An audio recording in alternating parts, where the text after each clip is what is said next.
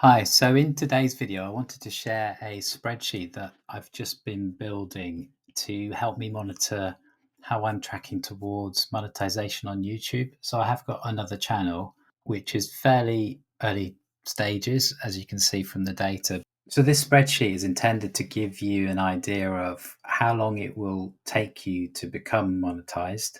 And that's based on the current performance of your videos, which is based on the data that you can see within YouTube, specifically YouTube Studio. And the really useful thing I think about this spreadsheet is that all you need to do is complete basically four pieces of data you can see here. So total subscribers, total watch hours, total views, and total impressions. The spreadsheet will do everything else for you, and I'll come back to this in a minute. So basically, what the spreadsheet is intended to do is you can see on the top here the subscriber requirement. I'm sure if you're watching this, you know that to become fully monetized and into the partner program, you need 1,000 subscribers and you need 4,000 watch hours. So what this little visual up here is doing, the red bars here, is basically showing you how far you are along the journey to reach both of those requirements. So I've currently got 285 subscribers on my other channel, and the target is 1,000. So that's what that red bar represents, and then exactly the same for watch hours. I'm currently at 740 against the 4,000 target.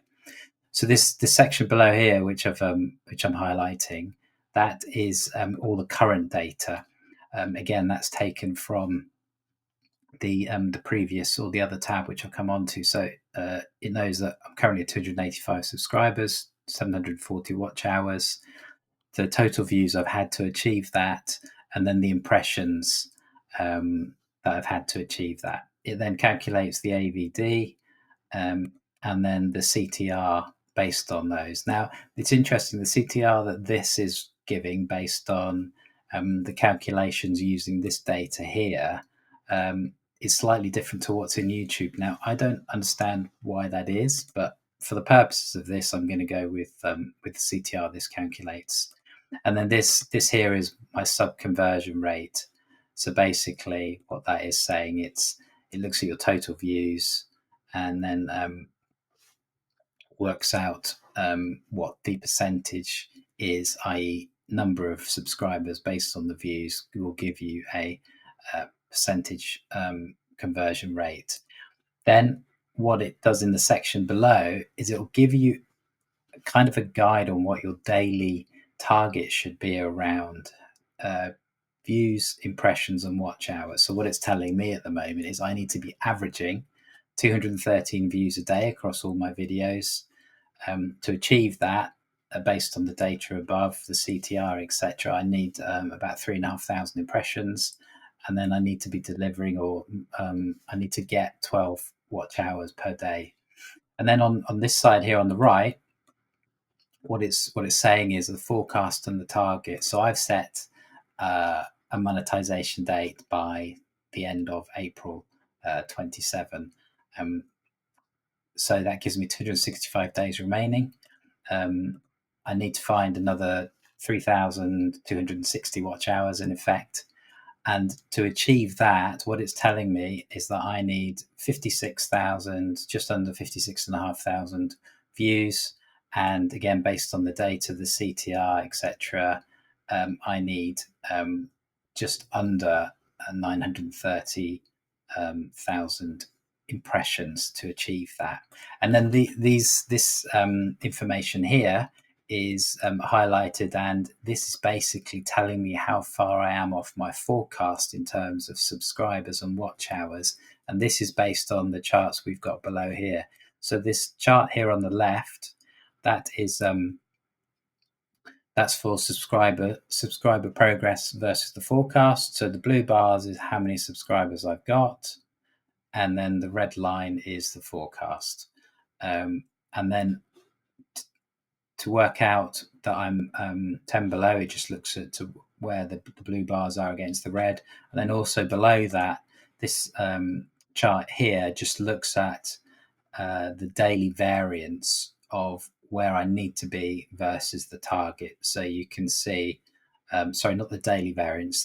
This data is on a weekly basis, and that's the other thing about this. I've set it up so when you go back to this data logging tab, all you need to do is enter this information on a weekly basis. You can change the frequency if you want. If you're so inclined and you want to do it daily, then you can do, but it's intended to be done on a weekly basis. So yeah, so the top here is the forecast subscribers versus actuals, and then you can see here the weekly variance of actuals versus where the forecast should have been. And then that will ultimately give you where you are tracking as a total. So at the moment, I'm tracking minus 10 subscribers, where based on my historical data, I should be based on the growth. Now, again, take that with a pinch of salt. This could vary significantly. I might have one video which does a lot better in terms of performance, and then I'll see a spike, and then this will be positive, but then I might see a couple of videos which don't do as well. So I might be, quite a bit behind where I need to be. This is purely intended to be a guide, and I quite like the data, and I like to see how I'm progressing against the target. Yes, you can get some of this in YouTube Studio, but I can't see anywhere to forecast, and this is why I've built this, because it's quite simple to get a view of how I'm tracking against where I need to be. And then the same rationale for these other charts here on the right hand side. So this relates to the watch hours here. So at the moment it's saying I'm just over 12 and a half watch hours behind where I should be. So again, top chart here on the right is the red line is your forecast watch hours, and then the blue bars is what you're actually getting in terms of watch hours.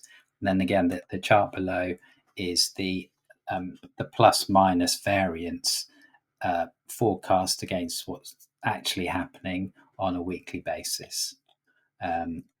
So yeah, that's the data pretty much.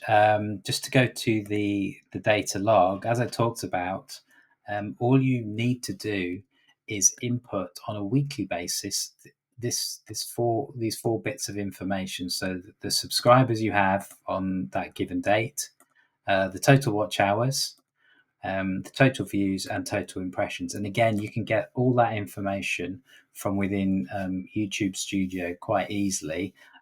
Took me a bit longer because I had to go back and had to do the custom date ranges. But if you kind of try and build this regularly into your workflow or how you review your data, if indeed you do, and I guess if you don't look at your data, then you're probably not going to be that interested in this tracker.